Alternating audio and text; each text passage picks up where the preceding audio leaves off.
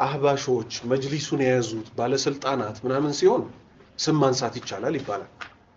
ባለስልጣናት ቢዘርፉ ገንዘብ ነው። የሰውን አቂዳ የሚዘርፉ ሰዎች ዝም እንበላቸው? ምሳሌ ላንሳ። ሲጀምር የኔ ምሳሌ ዋጋ የለውም። በሸሪዓ ይቻላል ወይስ አይቻልም ነው። ሪያዱ ሷሊሂን የተባለ የኢማም ነወዊ ኪታብ ላይ የሰው ስም ማንሳት የሚቻልባቸው 6 ቦታዎች ጠቅሰዋል። ከዛ ውስጥ አንዱ ምንድነው? ዲንን የሚያጠፋ ሰው፣ ወደዛ መጥፎ አመለካከት የሚጣራ ሰው ስሙ ተነስቶ ማስጠንቀቂያ ይሰጣል። ግልጽ ነው አይደል? ይቻላል። አንድ ምሳሌዎች አመጣለሁ። አንድ ሰው ማለት ነው እገሌ እኮ ገንዘብ አጭበርባሪ ነው እንዳታበድሩት ተብሎ ስሙ ተጠቅሶ ይነገራል አይነገርም? ለምን ሙስሊም አይደል እንዴ? ለምን የሰው ስም ታነሳላችሁ ቢባሉ ሁሉም ምን ይላሉ?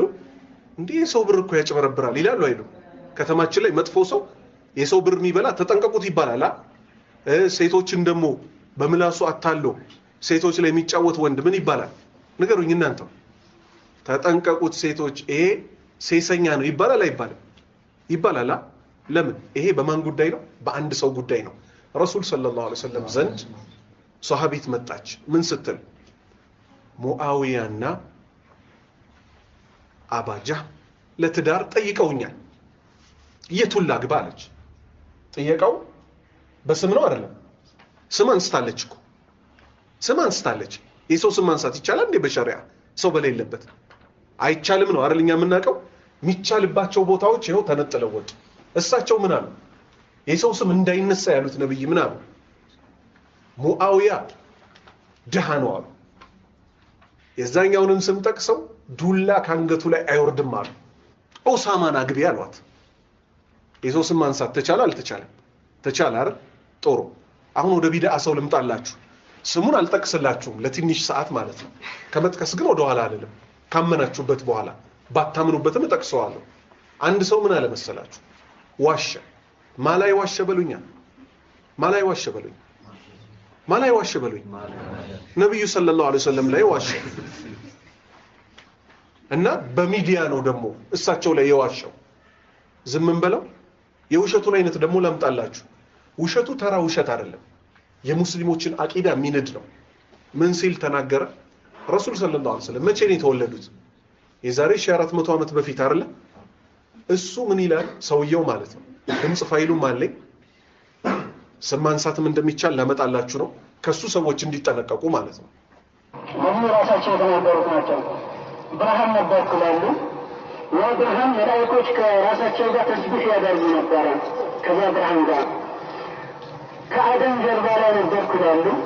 ከኑህ ሰፊና ጋር ከሰፊና ውስጥ ገብቻለሁ ይላሉ። እሳቸው እንደውም አሊሞች ምን ይላሉ? ሰፊና ያልፈረቀው ትልቅ ሰው ለተሰለ ተሸከመ ነው።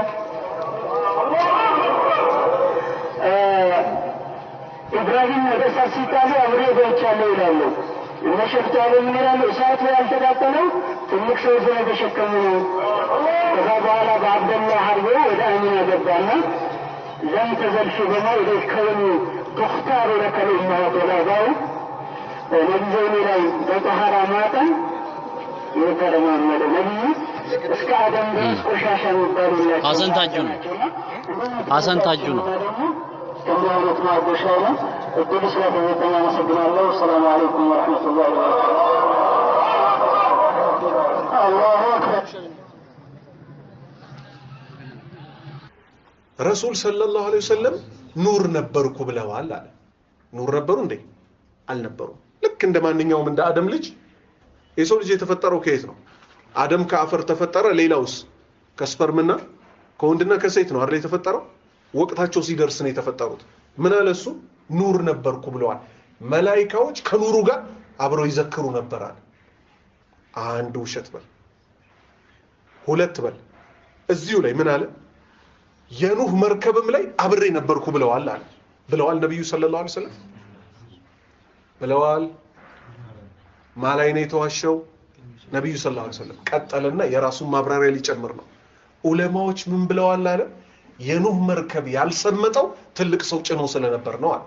ኑህ ትንሽ ነው ይል እንግዲህ ወደ ኩፍር ነው የሚያመራው ይሄ ሰውዬ በዚህ ንግግሩ። ምክንያቱም አላህ ኑህን የመልእክተኞች የመጀመሪያ አድርጎ ላከው ነው አይደለም? 950 ዓመት ዳዕዋ እንዲያደርግ አገዘው። መርከብ ስራ አለው። መርከቧን ያዘዘው አላህ ምን ብሎ ነው? ውሃ ከሰማይ ወረደ፣ ከምድር ወረደ። ከዛስ መርከቧ ተነሳች፣ ከእንስሳ ጥንድ ተጫነ፣ አማኞች ተጫኑ፣ ነጃ ወጡ። እሱ ምን ይላል?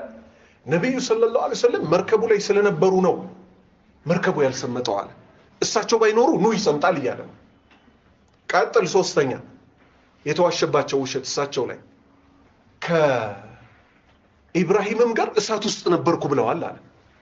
ሸህ ጫሌ ምን ይላሉ አለ የራሱን ማብራሪያ ሲጨምር ኢብራሂምን እሳቱ ያልበላው ትልቅ ሰው አብሮት ስለነበር ነው አለ።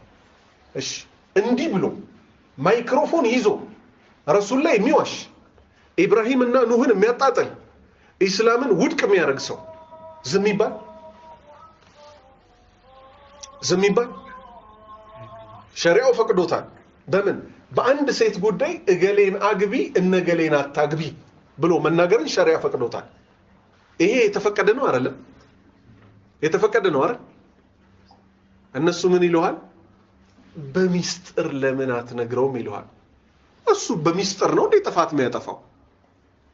አይብና ቂቤ ይለያያል አይለያይም? አይብና ቂቤ ይለያያል አይደል? የሰው አይብ ይሉሃል።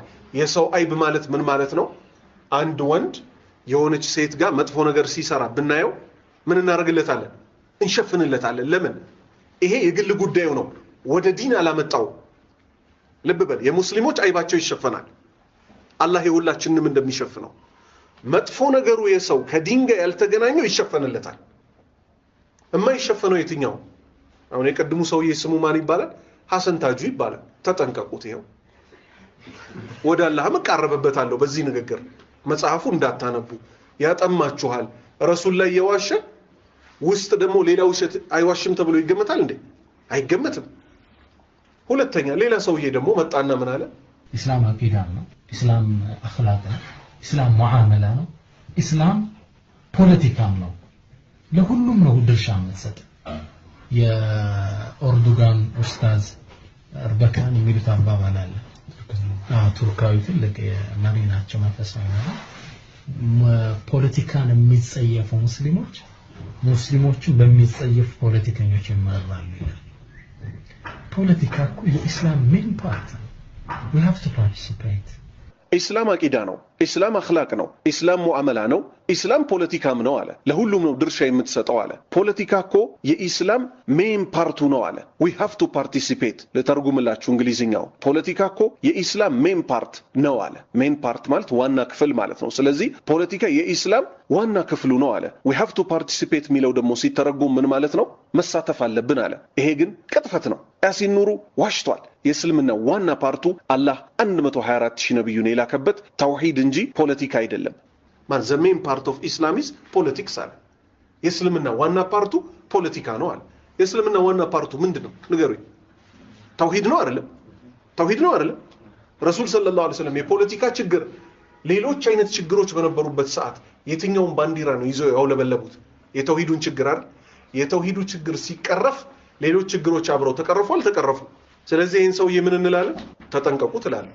ወላሂ እነሱ እንደሚሉት ተሳዳቢ ብንሆን አይብ ብናወጣ ኖሮ ቀላል ነበር። ይሄው አትሳደቡ ይላል እስልምና፣ እነሱ ተሳደቡ ለማለት አንድ ስድብ ማምጣት ይችሉ ነበር። ይሄው ከ150 በላይ ሙሐደራ አለ፣ አንድ ስድብ አያመጡ። ስድብ የሚሉት እነሱ ምኑን ነው? መጋለጣቸውን ነው። ህዝብ አታታሉ፣ ህዝብ አታታሉ። ወደ አቂዳ ተጣሩ። ሽርክ የሚሰራበት አገር ላይ ተቀምጣችሁ ለቀላቢያችሁ ታማኝ ሁኑ። ወደ ፖለቲካ አትግቡ። የሙስሊሙ ችግር እስላሙን የማስተካከል ችግር ነው ያለበት። እሱን ሳያስተካክል ወደ ሌላ አርስት አትጥሩት። አስገራሚው እኮ ማለት የሆነ ሀብታም ሰርግ ጠርቶ ወንድና ሴት ቢደበልቅ ወይ እክትላጥ አለው ይባላል አይባልም? ይባላል አይባልም? ጦሩ ይሄ ሰውዬ ሀብታም ነው። ይሄ ሰውዬ ምንድነው? ሀብታም ነው። ኢልም ያቅ የሸሪዓ ሰዎች ነን ብለው ሴትና ወንድ ቢደበልቁስ ዝም እንበላችሁ? ፊልምን መርቅ ብለው ምንድነው ያደረጉት? ሴትና ወንድ ደብልቀው ዋናው ልብ ነው ይላሉ።